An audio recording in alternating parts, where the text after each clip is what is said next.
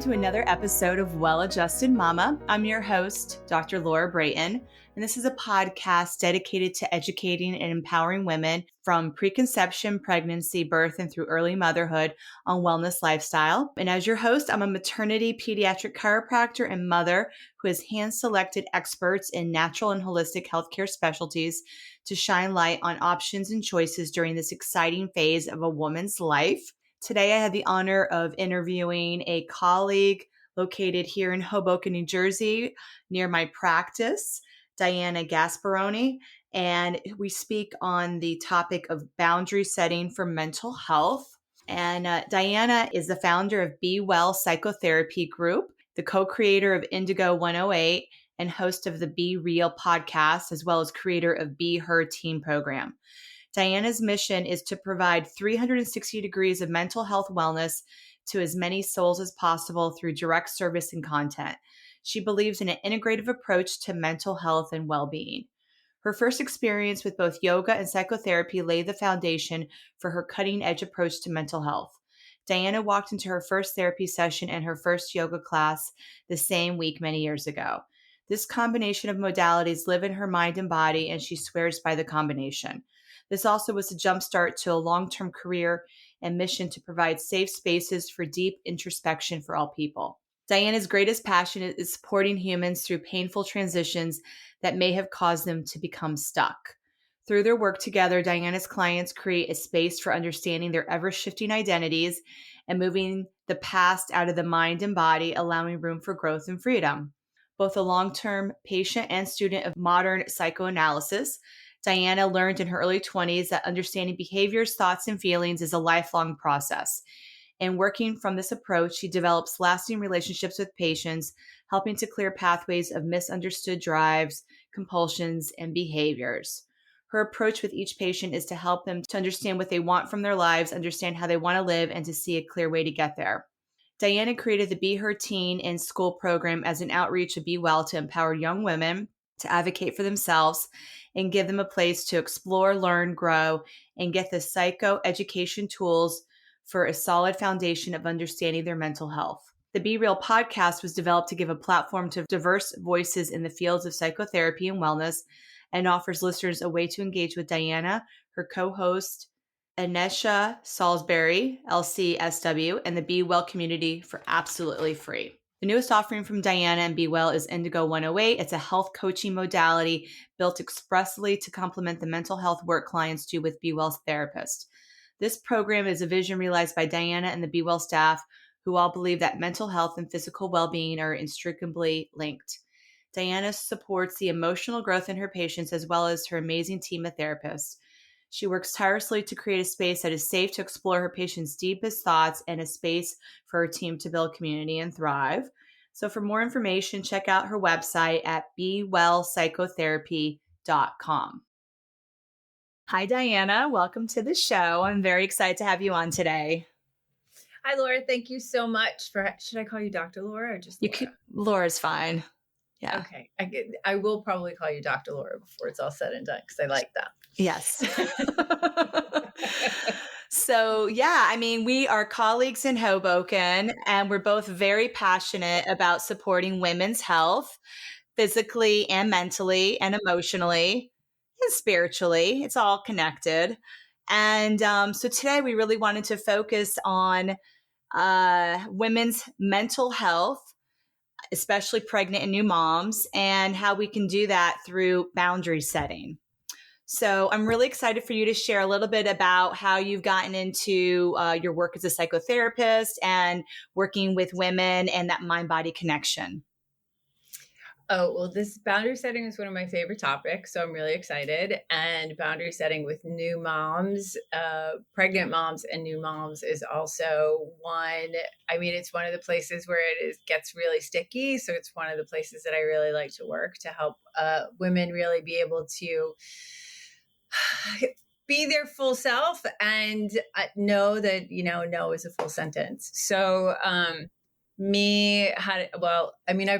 been doing this for a very long time, and it's always been a big component of my work that we work from a place where we look at the mind body connection, and that we understand that we hold our thoughts and feel, it's not separate. We didn't leave the house without our head this morning, so everything has to work together.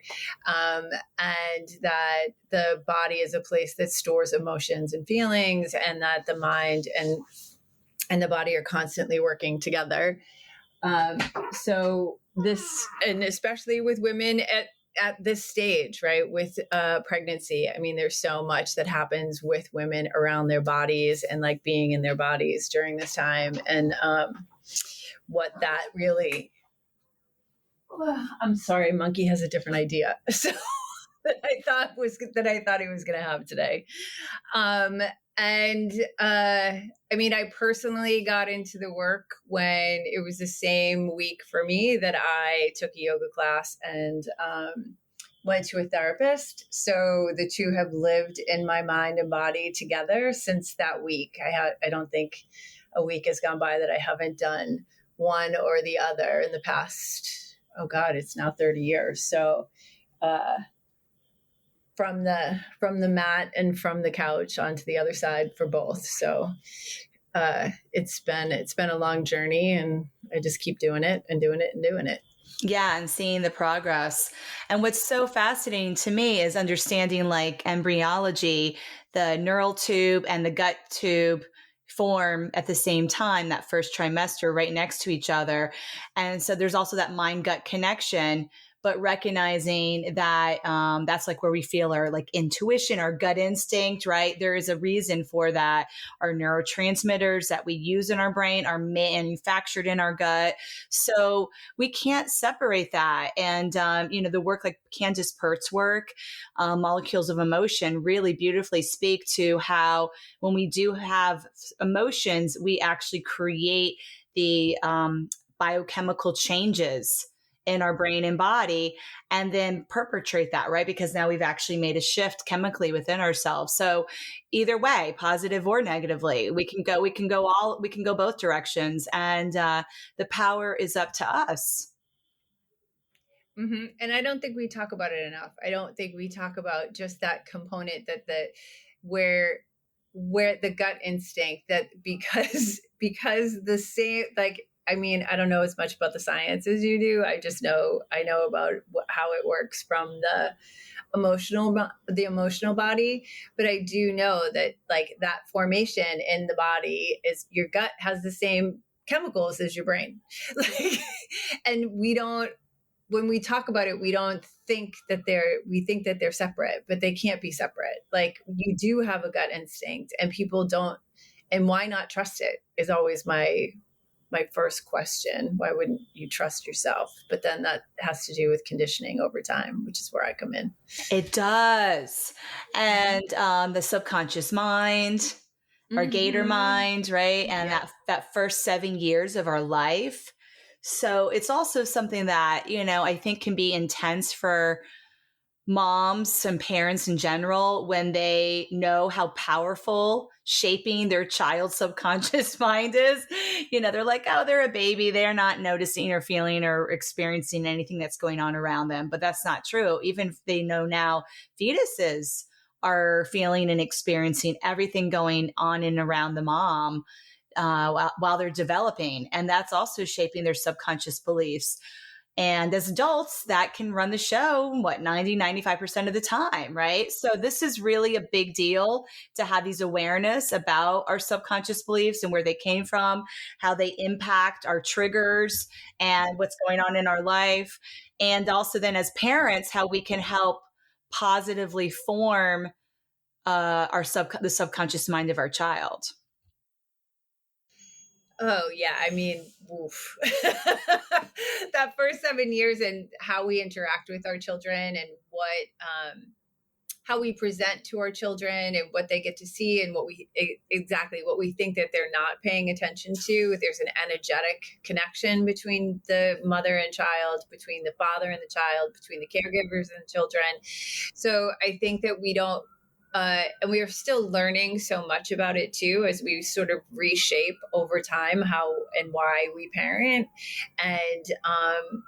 And that is, I mean, there's been such a dramatic shift in parenting in the past century about like we don't have children so that we can put them to work anymore. We have children so that we can put them out into the world and they can become wonderful people.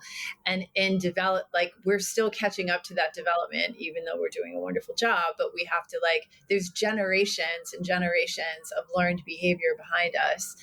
It's almost like I don't want to call it intergenerational trauma, but it's intergenerational conditioning of the kid won't see it.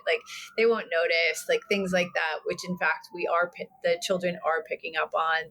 And then in the early years, and I personally am not a play therapist. I don't work with children between 3 and 7, but I have worked with kids from 9 on. It is what they do experience and what they feel is real, but they don't have the language to articulate what is wrong, or how they feel about having a negative feeling towards a parent is very challenging at 9 if you weren't allowed to tell your mom that you were really mad at her when you were 4. So you had how we do that now is very different, and where we allow children to express their feelings and also allow children to have an opinion, whatever that may mean to whoever's listening, about what's going on in the whole family, right? Being able to comment or and understand, and how you interact with the kids so that you can, or the young person, so that you can explain to them and have with not too much language, and just it's a nuance, right? Back and forth with talking to your young person that lives in your house, so that, because they can't understand everything, but they can understand a little bit, and helping them understand their feelings and helping them express their feelings, and making sure they don't have too much, but they don't have too little. Good enough. You just have to be good enough, according to Winnicott. It's a really good thing to know. And it's funny because I'm actually reading a book right now called The Me Epidemic, and it's about not raising entitled children. And they really speak about children just a couple, generations ago, our grandparents, children were to be seen but not heard, and really shut down emotionally, right? Your feelings weren't important. You weren't allowed to cry. It was all of those types of rules that were societal, right? And that's how really the majority of our parents and grandparents were raised. And now it's we are shifting, right? We want to be respectful to this human being, even if they're small, recognizing they also have feelings, emotions that are valid and important, and then not going to the other end of just that, creating that entitlement within your home, where there's this expectation that everything is done for them and given to them, and there's not consequences. There's not those types of things. It's very fascinating. In just less than 100 years, there's been a huge shift in parenting, and we're all trying to figure it out, because we haven't had enough lifetime generations to really show us what that balance is, right? For sure. And it's because you want your kids to have so much, but there's so much anxiety for a kid to have too much. Yes. And it creates so much angst and just wildness, that because then if a child has too much power in the home, and then they're so anxious that they have to make all of these decisions, and that's what will happen. You'll get a me, and it's more because it looks terrible on paper for sure, and it looks terrible the way that it's portrayed and the way that we see it, but it's really an anxiety of not knowing how to do anything else. Right? So if you are given everything, and your expectation is that you're going to get everything, you don't know how to do the opposite. You don't know how to give it to somebody else or get it for somebody else. And then when you go to do it, the first thought or feeling will be anxiety, because you think you're going to do it wrong. Mm-hmm. Right. So you want to teach both, right? Yeah. And especially with consequences. I mean, consequences are sort of life's disappointments, you want to be kind of a little bit more prepared for that. Yeah. It softens the blow because they do happen. We can't avoid them. And, we don't want an entitled adult as our child who is like, I don't know how to do my own laundry and I don't know how to, manage my bank account and like all of these basic adulting, right? We're talking adulting here. We want to raise, independent, competent adults who are living their purpose, holding down their job, and they're doing it on their own terms. And we can be proud of their success because they have had the consequences as a child to like set them up for that success, essentially. Mm-hmm. Yes, we do want to make sure that we have all of those things. It's real, and it's hard. It's hard not to want to do it all for your kids. And it's also, when you're not doing it, it's hard to watch them fail. And it's terrible. The first time I heard that from a supervisor when I was working with a parent, it's sort of like helping the parent help tolerate the child failing at something, so that they can learn. Like, it's just the way you learn. Yes. Like, if you don't fail, you can't learn. And it's true. And even though we don't like to hear it as adults, like for children, like if they don't do something wrong, then they don't know how to like use that part of their brain to like problem solve and critical think so that they can get something right. Yeah. And actually feel proud of themselves too. Right. So that's like self-esteem, self-worth, going back to like the opposite of the anxiety, like, hey, I've practiced this enough times. I know what I'm doing. I can do this. I have confidence in myself. Which you cannot have if you haven't had the practice and the life experiences. So it's all very fascinating. So let's get back to boundary setting. So when you're working with, a good one to go right from there into boundary setting. When you're working with women, especially like in that perinatal phase of their life, talk to me about how you help support them with getting, I guess, clear about setting boundaries and who are they setting the boundaries with and how do they do that, especially if they were potentially raised to not really have good boundary setting and they were like, oh, I don't know how to do this.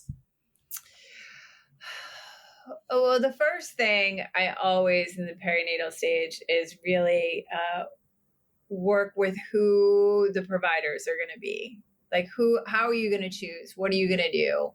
What sort of qualities are you looking for? What kind of birth do you want to have? I mean, I've just actually really gone through with this so that while she's laying out the plan for herself, she also has an idea of who the right person is a good fit for her as far as the type of birth she's looking for. Like what are some of the things that she wants along the way that she knows to ask these questions. So we come up with questions together. So she's interviewing for the right birth provider, which is so important. Yes. And that I think is the most important part, that that women know that it's not the first person that you meet, it's an interview, and that you're in charge, that you are 100% in charge. And if you didn't get a good vibe, then this isn't the right and it's a vibe, it's a gut feeling. I mean, we talked about it at the beginning. If that's not the person for you, you don't have to stay there. Yeah. You can fire as many of them as you want. Yes. We can find another list. And especially, I mean, we're fortunate. We live in New York and New Jersey. I work in New York and New Jersey. I mean, there's plenty of providers. Yes. And so, I mean, in recent work with a patient, when we were talking about it, she went to a provider and she was like, this is not going to be the right place for me. And we were like, okay, so you're here, you're going to get this test. It's fine. But while this is happening, we're going to look for another provider. And she had a very strong opinion about what she wanted and the type of birth that she wanted to have and what it wanted to look like. And she knew that the first provider was not down with what she wanted. Right. And then, so she just kept interviewing until she found the right person. And then she put together a team, and I thought that was really great. Like birth teams, huge fan of that. Yeah. Go ahead. I have a question for you. So that woman that you just gave as an example, I feel like is somewhat of an exception. especially for a first time mom, a lot of them aren't necessarily clear about what type of birth they want, like back to that individualized birth plan. So if you don't have that clarity, it's really hard to not only know how to find the right birth provider, but then also how to build your birth team. So how do you help a woman who doesn't know like what type of birth she wants, which I feel like then makes her very easy to like give away her power to a doctor, for example. So where that has to come first, correct? Right. So I ask about what her fantasies were about around giving birth. Like, where did she want to be? Did she have an idea that she was going to be at home? Did she want to be in a hospital? Does she prefer being in a hospital? Is that where she feels safest? Has she spoken to her partner? Like, what other values are going to be brought into this equation, right? So that everybody is on board and everybody understands when mom chooses what she wants, why she chose it, so that she is advocating for herself at the beginning. Sometimes she writes down questions, or sometimes she writes down answers to questions, so that she's like very, very clear about what she wants, especially when she's talking to providers, but also if she's talking to, like, let's just, in a heterosexual couple, let's say her husband, who had a different idea, who just assumed he was going to be in the hospital. And she's like, no, I want to have my baby at home. So it's like, okay, then we're going to give some more research. We're going to talk about it. Like, you can give him this book to read and then he'll be fine. Like, he'll be fine. Like, you guys are going to take some classes together. He'll be fine. He'll be fine, but it's your day. It's your moment. It's your day. You're the one that's going to be giving birth to this child. You're the one that has to be the most comfortable. Safe. That goes back to really the basic nervous system. We all have to feel safe. Right. It's true. And so I think that once we figure out together where the woman is going to feel the most safe, which is a great word for it, then we can build from there. And she has the opportunity to really look for providers that fit the criteria that help her feel safe. And she knows from the work that we've done together and talking about it. I mean, I say it over and over again to everybody I work with, like, you get to interview this. You don't have to hire this person. You're hiring this person. And I think that when you say it that way, people have a different feeling about what they're doing. I'm like, yes, they're doing their job. And yes, they're doctors, but you're hiring them. Even if you're using your insurance and your insurance is paying 100%, like, you're still hiring them. That's correct. So you want to make sure that that person is going to work for you the way that you want to be taken care of. And that, and it's a continual journey over the entire pregnancy while we're working together. And she's making plans for what the next stage is, as the stages of the pregnancy go on, and making plans for the birth and making plans for the postpartum, when she's going to be home, and what that setup is going to be. I mean, we set that up as well, as far as like who's allowed in the delivery room, who's allowed to come and hang out with you after the baby's home. When are you going to have a night nurse? If you're fortunate enough to have a night nurse, are you going to have a postpartum doula? Is it going to be your mom? What's, exploring the relationship with mom or mother-in-law. And who's going to take shifts and how you're going to be able to take care of yourself during that time. And we really do talk. Well, I mean, we talk the whole thing through. I make sure, I don't drive people's therapy sessions, but during the time that they are pregnant, I do want to help in that planning, and that they have a place to talk it all out. Like, what they might be anxious about, what they might be uncomfortable with, like, especially with family members coming over to visit after the baby's born. Like, maybe that's not something that they want, and right. It's okay. Yes. And how to... So how do you speak up? How does, once that woman's clear, I don't want all this parade of people coming through my home to meet my new baby. How how is she feeling empowered to communicate her wishes?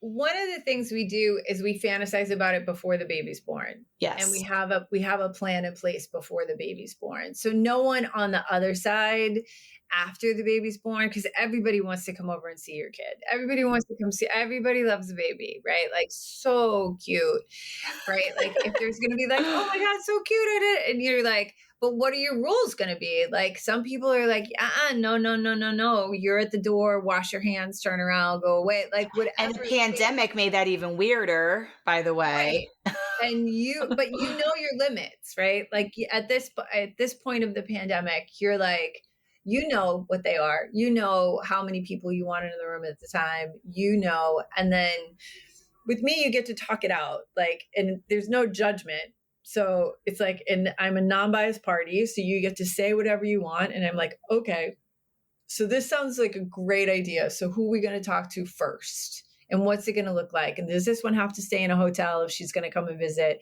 Can this one stay in the house if she's going to come and visit?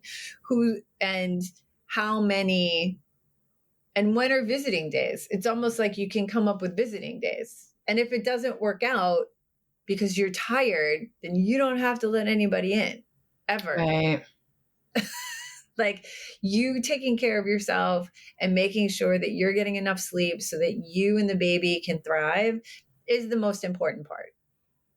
It really is. That's all you have to do. You're not there to cook and clean and entertain your guests. They're supposed to do all that work. And if they're not, then they have to leave, honestly. And they have to go. Yeah. And it is a good time also before the birth, because I do, especially with first babies, I want to remind the mom that, like, the hormones are going to, like, she thinks she's hormonal now, but the hormones are going to go wackadoodle. And then you don't know what the hormones are going to do and how they're going to take over. So you want to have a plan in place that you can turn to your partner and be like, hey, remember when I said that I was going to, like, here's my code word for nobody else can come over. Nobody else can come over. We're done for like the next 24 to 48 hours. Then we'll revisit the idea of like who can come next. And so that they're on the same page about what's going to happen if the mom gets overwhelmed. And also too, like with coming back into therapy, if it's somebody that I've been with for quite some time, then I keep my standing appointment on their calendar. No, I don't charge anybody if they've gone into labor. And then they know that it's there, so that they know that at any point along the path, they can also connect with me. Like, I'm still a resource for the mom. So she doesn't, like, she's not abandoned because she's having a baby. She's still got her partner in crime while she's out there in the world. And then she knows she can like circle back, and we will work around the baby's schedule, because I do often remind new moms that I know we're all in charge right now, but there's a new boss in town coming in a couple days, and it's okay if the baby, needs to be awake during our session or whatever the case may be. Like, we'll work around it. There's a lot of flexibility in it after the baby's born for at least the first 6 months, so that mom and baby can bond. Because that's what's really important to me, is to see my patient and her baby bond, become attached. Yeah. There's a secure attachment happening, and I'm there to help support that relationship. Right. Because that's also going to impact postpartum mood and help prevent mood disorders, depression, anxiety, things like that, if there's a strong bond between her and the baby. Correct? Right. Correct. Yeah. And so I'm there to, in the postpartum, also to really like navigate that. And I'm available, which is one of the things that is, it's an honor and a privilege to be available, to have that relationship after the baby's born with the mom, to really help with that relationship, with the bonding with the baby, because it's so special. And it's so, I've had a lot of babies in my practice over the past 20 years. So it's so nice to see as the kids grow up and as the moms continue to thrive and just what has happened over time. I mean, I'm thrilled with the moms that have come through my life. So yeah, they're obviously making mental health a priority by receiving therapy and getting support that we all need. It is like, talk about an identity shift, right? Especially for a first time mom. You're like, who the hell am I? Yes. After giving birth? And that can be really intense and really overwhelming. And also, I would expect make it harder to set boundaries when you're still trying to like figure out who you are as a mother and a partner, wife, and all the things, a daughter-in-law. So like, that's something I've seen in my practice is sometimes new moms getting into disagreements with their partner because the partner's family is perhaps not very helpful and is kind of pushing their way in. And the mom's like, listen, I need to put up a boundary here. And her partner are not on the same page because the partner's like, well, this is my family. Yes. I mean, that is a very good example. And it's not uncommon. And which, right. It's not, I mean, it's not. So how do you navigate that? So it is really difficult to navigate. Right. So, one of the things that's important to note is that behaviors post baby aren't actually new behaviors. They're just heightened. So like whatever was happening in your relationship with your in-laws prior to having a baby, it's just going to be times 100 when the baby's born. Or the same thing with your partner, right? Same thing. And there's that hormonal component and there's, milestone component, right? All the things happen. And so like the things that are tolerable and like, oh, okay, whatever, this is just the way my mother-in-law acts, or, oh, whatever, this is just the way my husband acts, I can tolerate this. Like, it'll be intolerable when it's you and the baby and you haven't had it and you haven't slept or had sugar. So when, and we, during the course of treatment, depending on how long the mom is in treatment, those are things that we've talked about over time, right? So those are things that come up in therapy, right? Like the little things. So as little squiggly things come up, and then what if they're meeting you for the first time as a postpartum mom? Like if you didn't work with them during the pregnancy. Oh, okay. And so maybe those things were there, but they just didn't have an opportunity to really process it. And now it's like in your face. You can't ignore it anymore.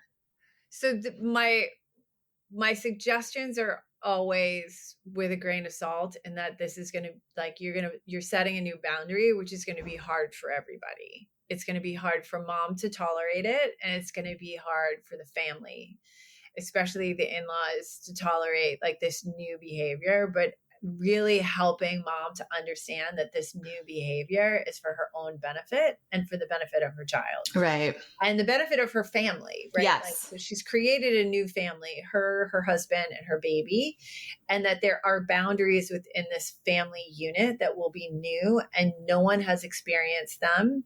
And now we're all going to experience them together, and they will be uncomfortable. And it is the cliche of the day, right? Like, you have to be uncomfortable. The discomfort means that you're growing, and then it will become habit, and everybody will get used to it, and people will be disappointed, and that's okay. Life is disappointing. So they will have access to your kid. Like, after the first month, we got like it, at least until they graduate from college. So we got 21 years to really like have them come over and visit. So there's lots and lots and lots of time and lots of milestones along the way that the grandparents and the family will be involved in the baby's life. And it doesn't mean that they're not going to be involved in the baby's life. And, but really like short term, no, they can come over for a certain amount of time, and being very clear about it, which is the hardest part, right? If you're setting a new boundary, finding the clarity around the boundary is the really the hardest part, and then Right. holding to it. Right. And knowing people are going to be disappointed. And that's, I think, the most difficult part is that you've disappointed somebody to take care of yourself, and that you've actually put yourself first. And then in the big scheme of things, you've done your kid a solid, because that child now knows intuitively, energetically, is starting to get a sense of what it's like to form a boundary. Like, right. Yeah. You're modeling it. Right. If mom does it, then you can do it. Yes. That is so important. And I think, you kind of briefly mentioned this, but like even, there's family that are out of town, and we see this a lot in the Hoboken, New York area. Not, you don't have your families around the corner. And so people are flying in. And if you live in an apartment, you don't have a lot of space for guests to stay at. No. But guess what? Then they can stay at a hotel, and it doesn't mean you don't love them, but there is a boundary even with having them not stay in your house for their 1 week visit or however long they're in town. And also, I'm thinking communicating expectations. So when they come to visit, you're not just there to hold a baby, which is amazing and beautiful. You're there to support the mom with, making sure she's fed, healthy meals, and, whatever her needs are, helping with some laundry, things like really honestly, like, for me, I didn't have family coming in. So I hired a postpartum doula to help with cooking, cleaning, all those things that I didn't want to do as a new mom. And if you have family that are able and willing, to come in and do that, then that's their job. They're not there to sit on your couch and have you wait on them hand and foot. Absolutely. They have to come prepared to work. Yes. And work is not holding the baby. I mean, it's a bonus. It's like your treat. It's like your paycheck at the end. Like, you get to hold the baby at the end of the day. That's your paycheck. But you're here, it's like a work time. And I also do recommend, especially in the New York and New Jersey area, if you live in an apartment, that Airbnb is your friend. If they are not staying in a hotel, you put your parents, you put your all of them, you put them in an Airbnb, let them stay for a month if they want to, and also give them like a tour guide. Like, here you go. Don't forget, you're here in a big city. Go out, enjoy yourself. Like, there's other things for you to do during the day besides just coming over. But when you come over, make sure you have dinner for everybody. Like, I'll take this for takeout. Check in with me if you need anything, before you come home. But those things are really important. And that especially if they're coming to visit, that they have some place to go. Because the other part of that often doesn't get thought of, because the grandparents or the in-laws don't think about it, is they don't really want to stay in your house. Right? They think they do, because it's really exciting. Like, at first, like, the fantasy is like, oh my God, I'm going to go and I'm going to stay and it's all going to be blissful and wonderful. And that's unrealistic. And then they want their own space. They want to be able to, like, they've done this already. Right? Like, they want to be grandparents. Yeah. So they should be able to come and go at their own, not necessarily at their own convenience, but like that they can go home at night and like put their feet up. Yeah. They don't have overnight duty, right? They're not feeding a baby at 3 a.m. They're grandparents. They've also earned that like time off for sure. Right. And it takes away from the stress of them. Feel like a lot of times what happens is like grandparents will feel that they're not doing enough, and then get in the way. Like, it just, like, they'll think they're like being there is enough. And it's like, oh no, go home. But they can't go home. So they have to go so long as they have a place to go, and they can, like, if they got there a few days before the birth and they got like their Airbnb all set up and they had all their own favorite foods and they had all their own stuff, so that they had a place to go back and forth. And that I've seen be very, very successful with families, so that there is that space. So there's a boundary, and that's actually healthy for the grandparents as well as for the new mom and dad and child. Mm-hmm. And if we went back the last generation, that's exactly, we would live next door and your mom would go home. Right. And cook Right. in her own kitchen and then come back. Like she wouldn't stay at your house. Right. Yeah, because it's not really comfortable for them either. I even had a story recently, a friend told me who lives in Hoboken, about the in-laws were there, and then the nanny was so uncomfortable because they were always there watching her take care of the kids. And it was just so uncomfortable that she like left that job. So like, everybody needs space, even if you're a hired employee. Yes, everybody needs space. And that's, and mom really needs space. She really needs the time. Dad really needs the space. He's just trying to figure it out too. You guys are both like, whatever, dealing with your own experience of being new parents, not knowing exactly what's going to come next, just sort of like looking at this creature like, oh God, we did that.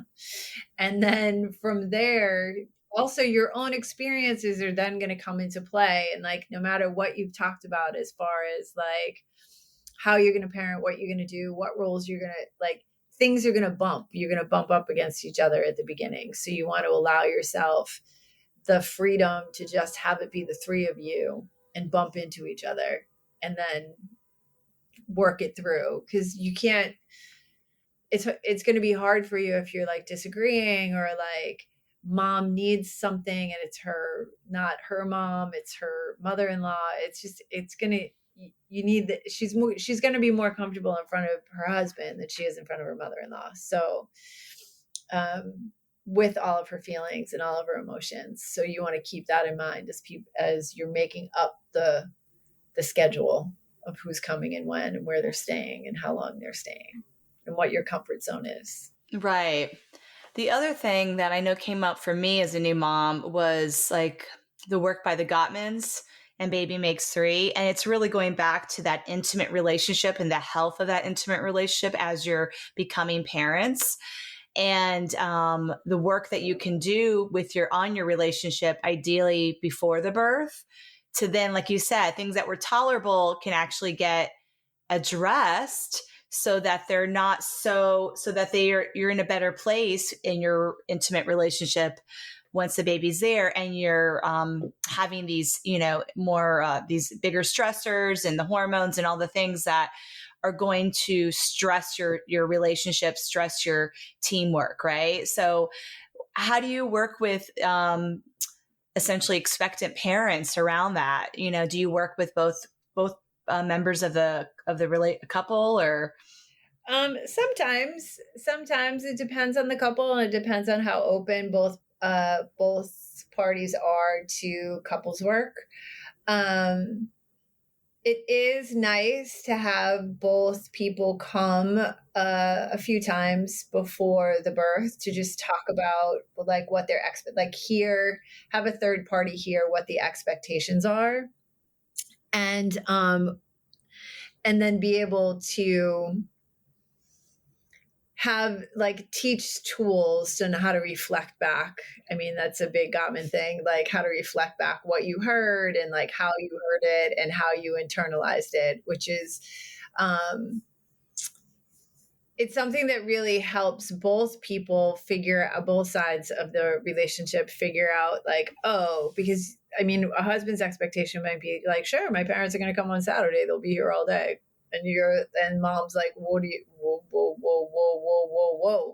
And it could have been that his brother had a kid and the parent, like, that's the way they went. They just did that and they like hung out for the whole day. And that was okay for his sister-in-law, but it may not be okay for you.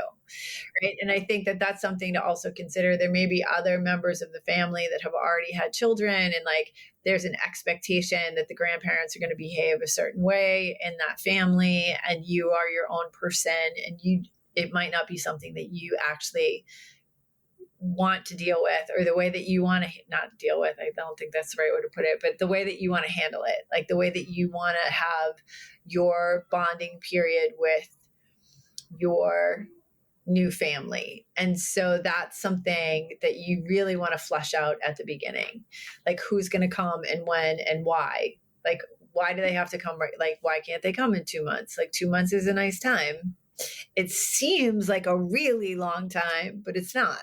So how do you both sides get heard? And I can help. Yeah. And that's the other thing, because I can see how the mother has strong opinions about what she's wanting for her new postpartum life. And if the other partner is upset about those expectations, how is that partner heard and felt? And maybe there's some compromise. Like, what is that? I mean, that's what relationships are, right? There is compromise involved. And how to compromise and what feels right and then the compromise can always be, we'll try it. Like, you can try it and it might, with the understanding that it might not work, right? Like, so people are going to come and visit, or you're going to, whatever the plan is, it may change, right? Something may happen and it may change, or we may set out to do one thing and it just may not work. It may be that like mom's too tired, or it may be that dad's too tired. Like, he could be really overwhelmed by like work and coming, maybe he's gone back to work. Maybe he doesn't have, like, he's not taking his paternity leave right away. And I think that that's also something that's a big conversation to navigate too, is around paternity leave and, maternity leave, and who's going to take it and when, and what that looks like, and what that looks like as a family. And maybe you're going to take it at the same time, and maybe you're not. Maybe dad's going to take paternity time after, and you are going to stay home with the baby, and you have your nanny and your night nurse, and like dad goes off to work. And then when you're feeling like that you can go out of the house for some time, then maybe dad's going to take the paternity leave, and like he's going to have time to bond with the baby without you in the house. Like, there's all sorts of different ways to talk about it, navigate it, and depending on how you want to parent and what you want your relationship to look like around parenting, which is individual, and that does come up in the individual treatment before the baby's born. And also if the partner comes into the room, then we talk about all of those expectations, especially the expectations around parenting and who does what and what the roles will look like. That is so important to ideally talk about before the baby's born, so that everyone's kind of on the same page and there isn't any surprises about it's like you can't expect your partner to read your mind and be like, oh, they should know that this is what I want, right? So you have to communicate it in a respectful way, and then also have a reflection back of like what their expectations are if they're different, which typically they will be. You're not going to necessarily have the exact same expectations, right? And then how to navigate that. The other thing that I've seen come up is multiple children. So now we have a second pregnancy, third pregnancy, and that mom might say, I want to do things differently, maybe from what she learned from the first pregnancy, birth, postpartum experience. She's like, okay, I didn't have enough boundaries. Too many people came to my house and I want to do it differently. I saw my sister do that. It was just like, you know what, we're not going to have any visitors for the first 2 weeks. And that was just what she wanted. And people were like, but we got to visit you after the baby was born with the first time. And, you know, some people were offended by that. And it was certainly not meant to be offensive. It was just, that was her boundary. And I think that's okay too. You can change your mind. 100%. And it's also a learned experience. Like, if you have an experience doing something and you were like, this didn't work for me, you absolutely have the right to do it differently the next time, because you know what works for you. Right. And this is all, I mean, first babies are an experiment. Like, everything is experiment. Like, you want to put your boundary up and this is what you think you want. And then you might find out that you told everybody not to come and visit. You're like, please come, please come. Right. You don't know. And so, but you get to experiment with it. I mean, every firstborn out there that's listening is like, yes, I was an experiment. Yes, they tried everything. And I don't know why it looks so different on my siblings. And then, you know, mom learns and she knows what she likes and she knows what she needs. And she's more empowered with the second birth, she is more empowered. Like, she already knows. And if she has found that autonomy and that voice, then she is able, and congratulations to your sister for being like, yeah, no, sorry, man, that didn't work for me the first time. So this is what's going to go down. We'll see you all 2 weeks later, 14 days. Yeah. We can wait. And when you Yep. think about it's 14 days, it's not that long, y'all. It really isn't. And, you know, experience is huge. So then you see some moms. I have a mom who came into my office with her 10th child. And she was like, yeah, I walked into the hospital and I told them this is how it was going to go down. And everybody got out of her way, because experience does speak volumes as well, right? I mean, she's running labor. She was running everything. That woman was so like, this is how it's going to happen. And that's beautiful too. And, you know, what I would love is not that any first-time mom can be quite that empowered as a mom of 10, but I want more first-time moms to have some empowerment, even without having gone through that birth process yet. And that really is where the education and the birth team and everything, all the support you get during pregnancy can really help set you up so that there's less of that PTSD that certainly I'm sure you see with women after birth trauma, right? And if we can help minimize that, because they're, and it doesn't mean that they don't, you know, have a cesarean when they wanted a vaginal delivery. You can still have an empowered birth with that, but it's because you really know, like, this is what's best for you and your baby, as opposed to feeling coerced or manipulated to make a decision that didn't feel right to you. Yeah. And I think that really making sure that during the perinatal phase, as you're talking to your providers, as you become more and more empowered as you go along that path. And when you work, and whether it's in it with a therapist or whether it's with you, like whoever you're working with, when you're making that plan and you're out there and you're interviewing your providers and you're working on your birth plan and you know what you would like it to look like, and you've advocated for yourself at every visit, and you've asked and you've talked about things and the experiences that are happening in your body that are all new to you, first time moms, and second and third time moms, if the pregnancy feels different, like, you know what to say, and you know that you're feeling it. You might not know what to say, but you know that you can say it, and yes. you can go in and you can ask as many questions, and you can stay there as long as you like, and you can ask question after question after question until you feel, and I mean, sometimes we ask questions and we don't get the answers we like, but we also ask questions and we feel that we've gotten the correct answer. Like, the provider is telling you what is known to be true about your health, your maternal health, and your baby's health. And I think that is really important, that you have enough ego strength, is what we would call it, to really ask these questions in a clear and concise way, that you are getting them answered. Right. Yeah, because that's like a self-respect. Like, you deserve to have your questions answered and not be dismissed, right? Because I do also will see that women will ask and they get kind of, oh, don't worry about that, or, oh, we'll deal with that a month from now. And it's this whole dismissal of, I know best, you know, because I'm the doctor. And that does not feel very validating for that pregnant mom. Right. And women, it happens to women a lot, where advocating for themselves, especially with medical providers, becomes, we're conditioned to say yes. And so instead of and not question, but you're there, and it is, again, I'll say it 1,000 times over, they work for you. So you can ask as many questions as you want. You can sit in that room as long as you want, bring a notepad, put your feet up, bring a bottle of water, and start asking your questions.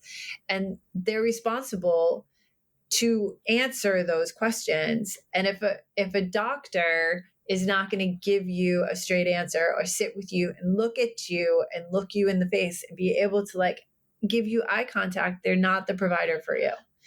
And you can be like, this isn't going to work for me. I mean, I think I'll never go see her again. I can't remember her name. It doesn't matter. I won't even say where it is. But my last OB appointment, I was like, for real? I was like, I don't even think you know my name.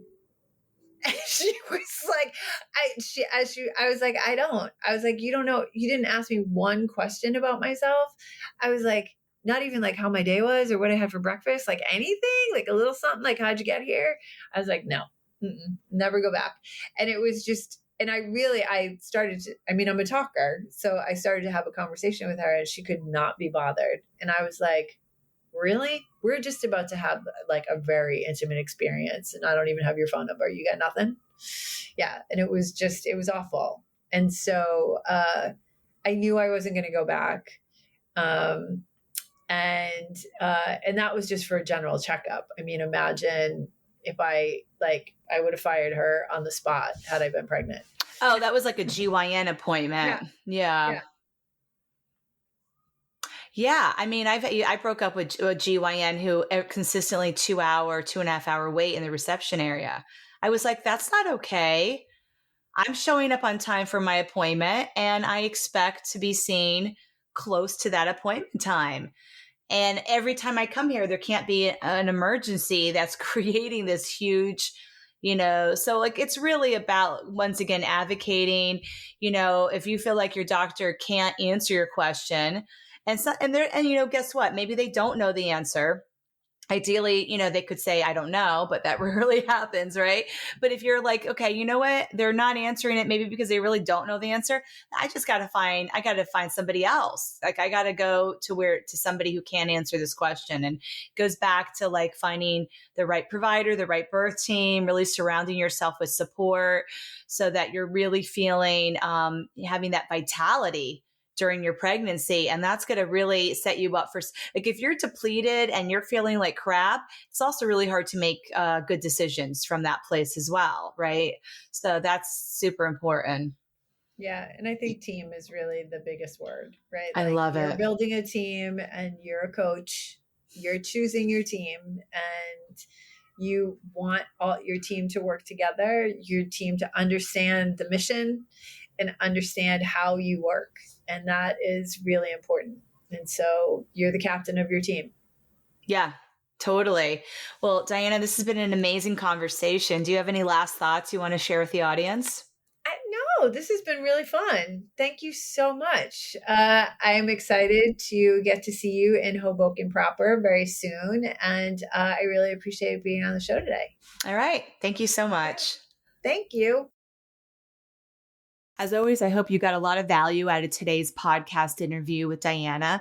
Her and I definitely share a similar passion to understanding the mind-body connection and supporting patients and clients through empowerment and education to improve the mind-body for each individual, which will then cause a patient to thrive through having an empowered mind-body connection. So I really hope you enjoyed it. Definitely check out her podcast, the BeREAL Podcast, as well as her website, BeWellPsychotherapy.com, and all her social media channels as well. All right. Have a great day.